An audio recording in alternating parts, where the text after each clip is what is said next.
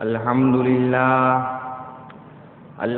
لله نحمده ونستعينه ونستغفره ونؤمن به ونتوكل عليه ونعوذ بالله من شرور أنفسنا ومن سيئات أعمالنا من يهده الله فلا مضل له ومن يضلله فلا هادي له ونشهد أن لا إله إلا الله وحده لا شريك له ونشهد أن سيدنا نبينا ومولانا محمدا عبده ورسوله صلى الله تعالى على خير خلقه محمد وعلى آله وأصحابه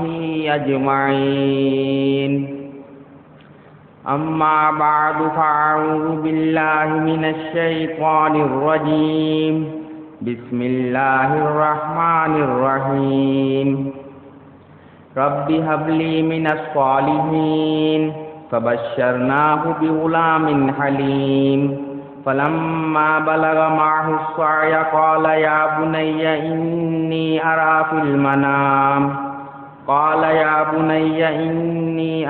المنام أني أذبحك فانظر ماذا ترى قال يا أبت افعل ما تؤمر ستجدني إن شاء الله من الصابرين فلما أسلما وتله للجبين وناديناه أن يا إبراهيم قد صدقت الرؤيا إنا كذلك نجزي المحسنين صدق الله العظيم وصدق رسوله النبي الكريم ونحن على ذلك من الشاهدين والشاكرين والحمد لله رب العالمين.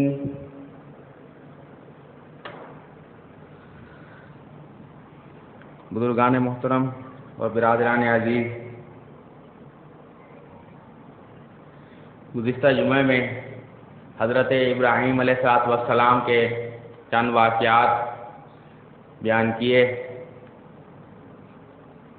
جن میں ان کا اپنے والد کو تبلیغ کرنا اور اپنی قوم کو تبلیغ کرنا، اور اس کے بعد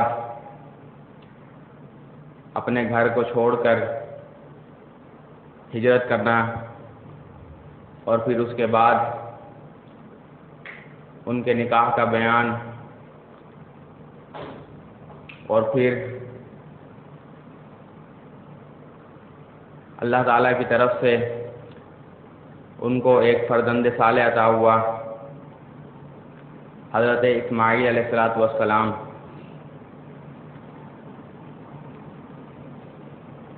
حضرت ابراہیم علیہ السلام نے اللہ تعالیٰ سے دعا کی، ربی حب لی من الصالحین، کہ اے اللہ مجھے ایک نیک اور صالح فرزند عطا فرمائے. چنانچہ اللہ تعالیٰ نے ان کی اس دعا کو قبول فرمایا، اور روایات میں آتا ہے کہ حضرت ابراہیم علیہ السلام کی عمر تقریباً 100 کے قریب تھی، تو اللہ تعالیٰ نے ان کو حضرت اسماعیل علیہ السلام جیسا صابر فرزند عطا فرمایا.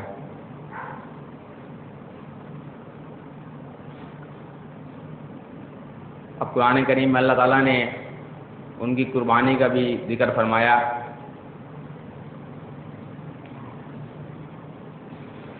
فلما بلغ معه السعي قال يا بني إني أرى في المنام. جب حضرت اسماعیل علیہ السلام حضرت ابراہیم علیہ السلام کے ساتھ چلنے پھرنے کی عمر کو پہنچے، تو اللہ تعالیٰ کی طرف سے حضرت ابراہیم علیہ السلام کو خواب دکھایا گیا، اور خواب میں یہ دکھایا گیا کہ حضرت ابراہیم علیہ السلام اپنی محبوب چیز کو ذبح کر رہے ہیں. 3 راتیں مسلسل یہی خواب دکھایا گیا.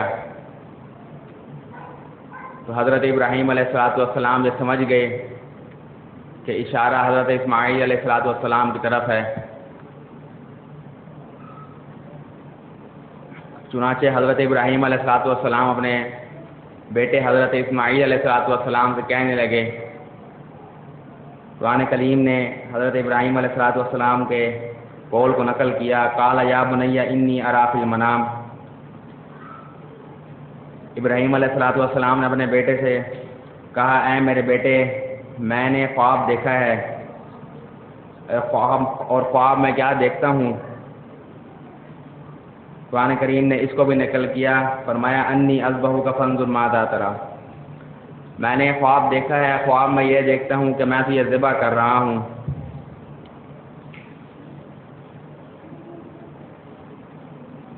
تو حضرت ابراہیم علیہ السلام حضرت اسماعیل علیہ السلام سے پوچھنے لگے کہ بیٹا ذرا تم سوچو کہ تمہارا کیا خیال ہے؟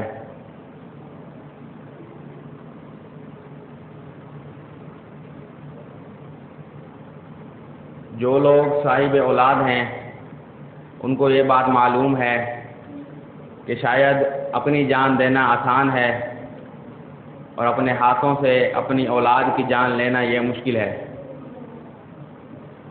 میں نے یہ بات اس لیے عرض کی کہ حضرت یعقوب علیہ السلام کا کیا حال ہوا ہے جب وہ اپنے بیٹے حضرت یوسف علیہ السلام سے جدا ہوئے۔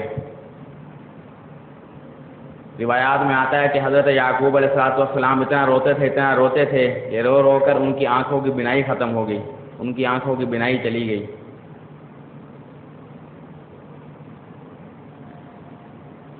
تو لہذا حضرت ابراہیم علیہ السلام نے بیٹے سے پوچھا، بیٹا ذرا تم سوچو کہ تم کیا کہتے ہو، تمہاری کیا رائے ہے؟ اور بیٹا بھی اللہ تعالیٰ نے ایسا صابر اور شاکر عطا فرمایا، وہ کہنے لگا، قال یا ابت افعل ما تؤمر، اے میرے ابا جان، جس بات کا آپ کو حکم دیا گیا ہے آپ وہ کر ڈالیے، باقی رہی میری بات۔ فرمایا ستجدنی انشاءاللہ من الصابرین، اگر اللہ تعالیٰ نے چاہا تو آپ مجھے صبر کرنے والوں میں سے پائیں گے۔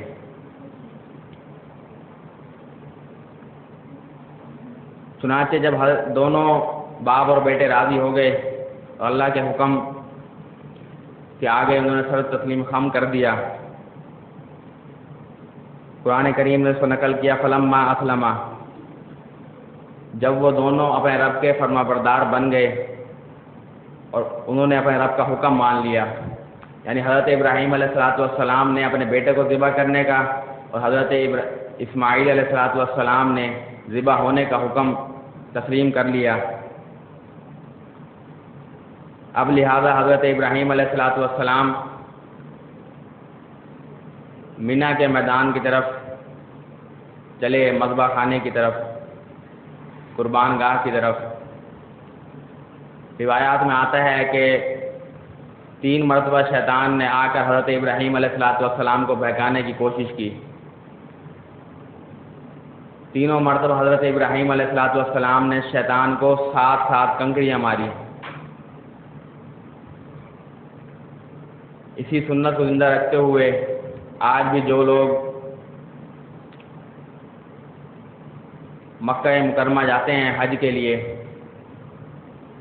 وہ تینوں جمرات کو، 3 شیطان ہیں ان کو کنکریاں مارتے ہیں۔ اللہ تعالیٰ نے اپنے اس نبی کی اس سنت کو زندہ رکھا۔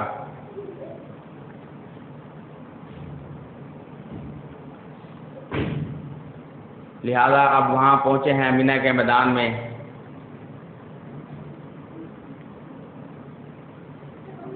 اور وہاں پہنچ کر حضرت ابراہیم علیہ السلام نے اپنے بیٹے حضرت اسماعیل علیہ السلام کو پیشانی کے بل لٹایا۔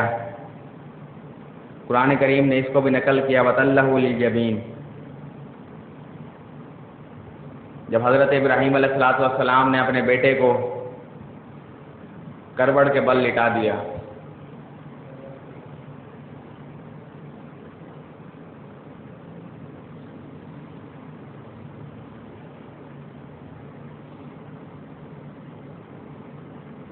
اور جب لٹا دیا چھری چلانے لگے تو چھری چلتی نہیں.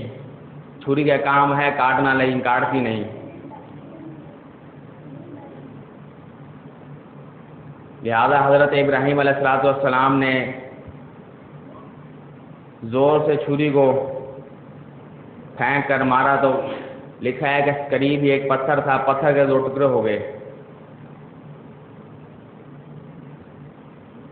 اس کو پھر تیز کیا, پھر دوبارہ چلانے کی کوشش کی لیکن چلتی نہیں. اللہ تعالیٰ نے حضرت جبرائیل علیہ السلام کو حکم دیا کہ جلدی جاؤ اور دمبا لے کر آؤ.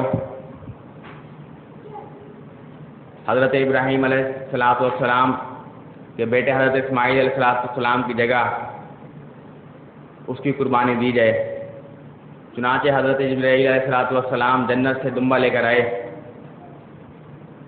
اور ابھی آنے لگے تھے. آسمان سے ہی حضرت جبرائیل علیہ السلام نے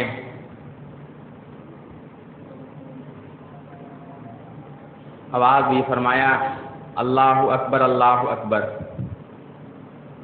ان کا مقصد یہ تھا کہ حضرت ابراہیم علیہ السلام میری آواز سن کر ذبح کرنے میں جلدی نہ کریں بلکہ ٹھہر جائیں. چنانچہ جب حضرت ابراہیم علیہ السلام نے یہ کلمات سنے تو انہوں نے چند کلمات کہے. فرمایا لا الہ الا اللہ واللہ اکبر. اور جب حضرت اسماعیل علیہ السلام نے سنا کہ میرے ابا جان یہ کلمات کہہ رہے ہیں تو ان کو معلوم ہو گیا کہ اللہ تعالیٰ نے میرے بدلے میں ایک دمبا اور مینڈا بھیج دیا ہے. چنانچہ انہوں نے اللہ تعالیٰ کا شکر ادا کرتے ہوئے آگے ایک جملہ کہا واللہ اکبر وللہ الحمد. یہ 3 جملے ہیں, ان کو تکبیرات تشریق کہا جاتا ہے. تکبیرات تشریق میں یہ 3 جملے ہیں, تکبیر, تحلیل اور تحمید. تکبیر کے معنی ہے اللہ اکبر کہنا, تحلیل کے معنی ہے لا الہ الا اللہ کہنا, اور تحمید کا معنی ہے اللہ تعالیٰ کی حمد بیان کرنا. چنانچہ اللہ تعالیٰ نے اپنے اس نبی کی اس سنت کو بھی زندہ رکھتے ہوئے حکم دے دیا کہ 9 ذی الحجہ صبح فجر کی نماز کے بعد سے یہ کلمات شروع کیے جائیں اور 13 ذی الحجہ عصر کی نماز کے بعد تک یہ کلمات کہے جائیں گے. 9, 10, 11, 12 اور 13 ذی الحجہ عصر کی نماز کے بعد کہہ کر یہ کلمات ختم ہو جاتے ہیں. یعنی کہ یہ 23 نمازیں بنتی ہیں. کوئی ایک دن میں 5 نمازیں ہوتی ہیں, فجر, ظہر, عصر, مغرب اور عشاء. 4 دن تو مکمل ہو گئے تو 20 نمازیں یہ ہو گئی, اور 5ویں دن 3 نمازیں فجر, ظہر اور عصر. مغرب اور عشاء کے بعد یہ کلمات نہیں کہے جائیں گے.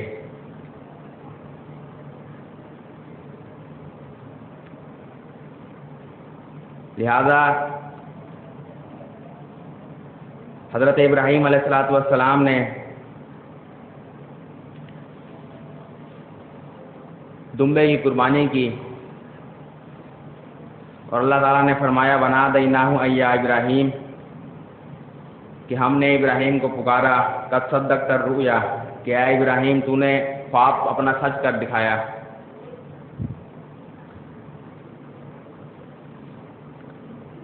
حضرت ابراہیم علیہ السلام اس امتحان میں کامیاب ہوئے. اللہ تعالیٰ نے فرمایا کہ جو ثواب میں نے حضرت اسماعیل علیہ السلام کی قربانی پر دینا تھا وہی ثواب اس دمبے کی قربانی پر میں عطا کروں گا.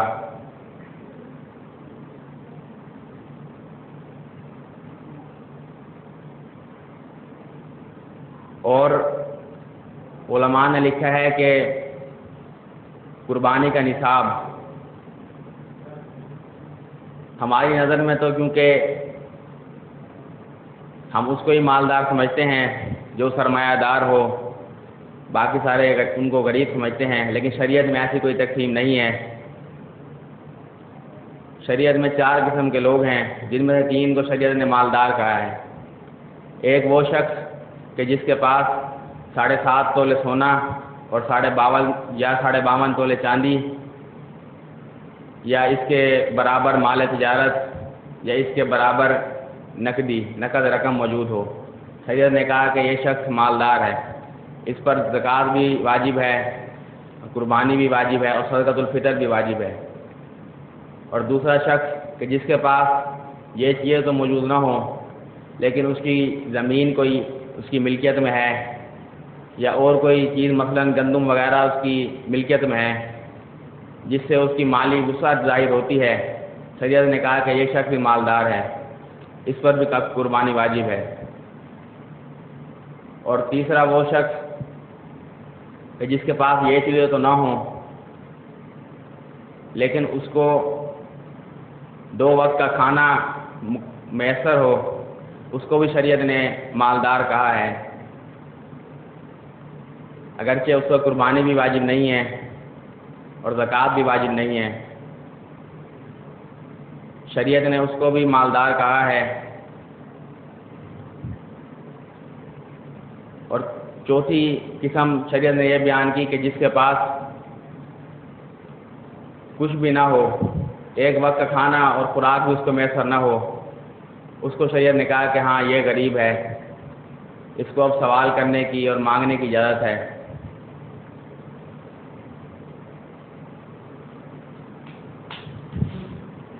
حضور اکرم صلی اللہ علیہ وسلم نے صحابہ سے عرض فرمایا کہ خبردار کوئی کسی سے سوال نہ کرے۔ صحابہ پر اس بات کا اتنا اثر ہوا کہ جب وہ سفر پر جاتے تھے، سواری پر سوار ہوتے تھے اور کوڑا ان کا نیچے گر جاتا تھا تو کوئی بھی صحابی کسی دوسرے سے نہیں کہتا تھا کہ مجھے اٹھا کر دو، بلکہ خود نیچے اتر کر اٹھاتے تھے کہ حضور اکرم صلی اللہ علیہ وسلم نے سوال کرنے سے منع کیا۔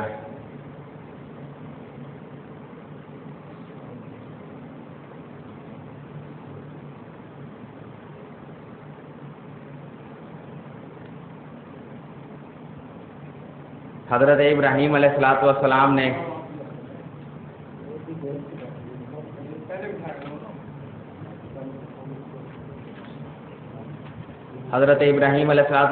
نے اس خواب کو سج کر دکھایا۔ اللہ تعالیٰ نے قرآن کریم میں ان کی تعریف کی۔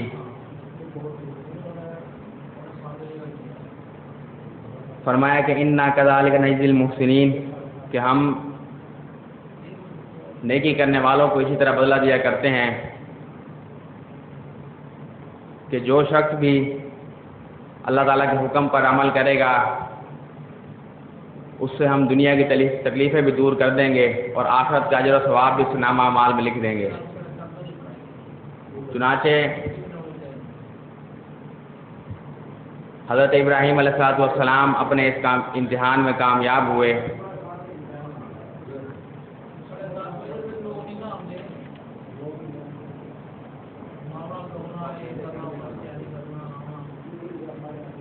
اس واقعے کا مقصد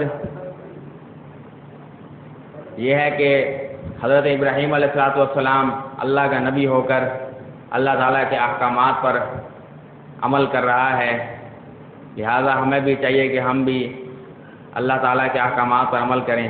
دعا ہے کہ اللہ تعالیٰ عمل کرنے کی توفیق عطا فرمائے۔ وآخر دعوانا ان الحمد للہ رب العالمین۔